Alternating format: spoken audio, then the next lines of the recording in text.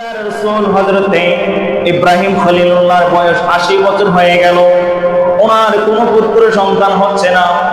তিনি নমরুদের অত্যাচারের মধ্যে ছিল, আগুনের মধ্যে নিক্ষেপ হয়েছিল, আগুনের মধ্যে আল্লাহর সঙ্গে মেরাজ হয়েছিল। এমনকি শুধু তাই নয়, তাকে হিংস্র বাঘের খাঁচার মধ্যে ফেলে দেওয়া হয়েছিল। বাঘ পর্যন্ত তাকে গ্রাস করে নেয়, আক্রমণ করে নেয়, খায় নেয় আল্লাহর নবীকে। বনের বাঘেও চিনেছে, হিংস্র প্রাণী চিনেছে। আল্লাহর নবীকে যখন আগুনের মধ্যে নিক্ষেপ করা হয়েছিল, আগুন পর্যন্ত ঠান্ডা হয়ে ফুলের বাগিচা হয়ে গিয়েছিল। আগুন পর্যন্ত আল্লাহর নবীকে জ্বালায় নাই, পোড়ায় নাই, আল্লাহ পর্যন্ত সম্মান দিয়েছে। এবং ওই অত্যাচার থেকে রেহাই পেয়ে বাবেল শহর থেকে উনি হিজরত করেছেন বাইতুল মুকাদ্দাসের দিকে, ফিলিস্তিনের জমিনে। ওখানে গিয়ে বাইতুল মুকাদ্দাসের স্থানে উনি একটা মসজিদ নির্মাণ করেছেন, গম্বুজ বিশিষ্ট। ওখানে অভাব থাকার কারণে, খাদ্য সংকট হওয়ার কারণে যখন মিশরের দিকে রওনা দিয়েছেন, মিশর হিজরত করেছেন, মিশরের রাজা ওই হযরতে ইব্রাহিম খলিলুল্লাহকে গ্রেফতার করেছে, ওনার স্ত্রীকে গ্রেফতার করেছে। ওই রাজার চরিত্র বড় ভালো ছিল না। হযরত ইব্রাহিম খলিলুল্লাহকে জিজ্ঞেস করা হলো, তোমার সঙ্গে সফর সঙ্গে কে ছিল? রাওয়ায়াতের মধ্যে এসেছে, হযরত আব্দুল্লাহ ইবনে আব্বাসের রাওয়ায়াতে হযরত ইব্রাহিম খলিলুল্লাহর সঙ্গে শুধু হযরতে মা সারা আলাইহিস সালামের পাশাপাশি হযরত লূত আলাইহিস সালামের সফর সঙ্গী ছিলেন, মা সারা আলাইহিস সালামের সঙ্গে ছিলেন। ওই বাদশা যখন গ্রেফতার করেছে, ইব্রাহিম খলিলুল্লাহকে যখন জিজ্ঞেস করলে তোমার সঙ্গে নারী সম্পর্ক কি, ইব্রাহিম আলাইহিস সালাম তখন একটা লফজ বলেছেন, কৌশলগত শব্দ উল্লেখ করেছেন। তিনি বলেছেন, সেটা আমার হিয়া উখতি, সেটা আমার বোন ছিল, অথচ তিনি ছিলেন স্ত্রী। ইব্রাহিম আলাইহিস সালাম তিন জায়গায় কৌশলে কথা বলেছেন। যে কৌশলে কথা বলাটা আল্লাহর পছন্দ হয়েছে, সেই জন্য মানুষকে তিন স্তরে কৌশলে মানুষ কৌশলের অবস্থান নেওয়া। জান্নাত খাতরা করলে আপনি কৌশলে বলে ফেললেন, অন্য কথা বলে ফেললেন, মিথ্যা বলে ফেললেন, আল্লাহ আপনার ওই আমলনামার মধ্যে মিথ্যা লিখবে না, সেটা পূর্ণ সওয়াব, সেটা সওয়াব দিয়ে দেবেন সত্য হিসাবে। আপনি যখন স্ত্রীর কাছে যাবেন, স্ত্রীর তারিফ করলে মিথ্যা বানায় আল্লাহ আপনাকে ওই মিথ্যার কারণে আপনাকে নেকির সওয়াব দেবেন।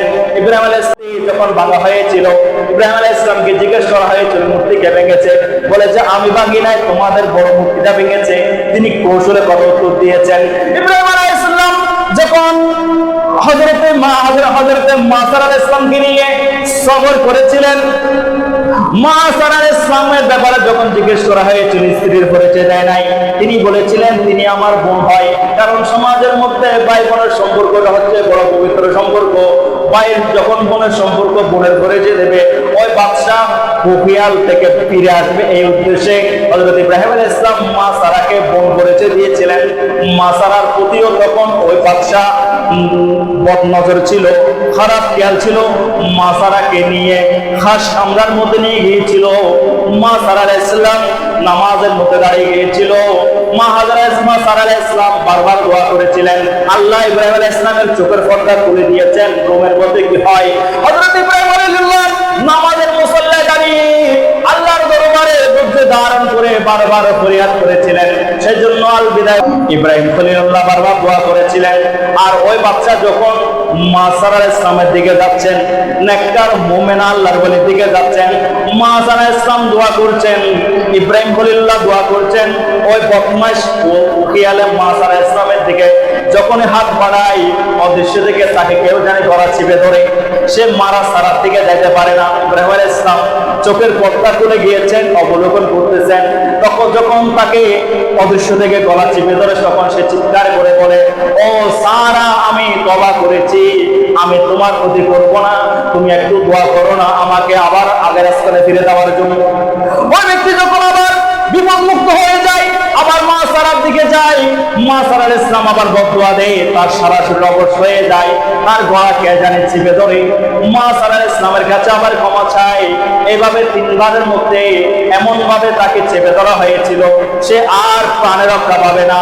মা সারা আলাইহিস সালাম আল্লাহ দরবারে দোয়া করেছিলেন, আল্লাহ এই ব্যক্তি যদি মারা যায়, আমি এই ব্যক্তির মারার আসামি হয়ে যাব, তোমার আসামি হয়ে যাব। আল্লাহ তুমি এই ব্যক্তিকে এই কামরার মধ্যে মৃত্যু দিও না, আমাকে তুমি নাজাত দান করো, এই ব্যক্তিকেও তুমি জীবিত রাখো। মুসা আলাইহিস সালামের দোয়ার কারণে ওই ব্যক্তিকে আল্লাহ নাজাত দিয়েছে। ওই ব্যক্তি খুশি হয়ে নিজের আপন কন্যা, অন্য রাওয়ায়াতে আছে নিজের খাস দাসী হযরতে হাজর আলাইহিস সালামকে উপহার দিয়েছিলেন। মুসা আলাইহিস সালামকে ইব্রাহিম আলাইহিস সালাম ফিরে এসেছেন।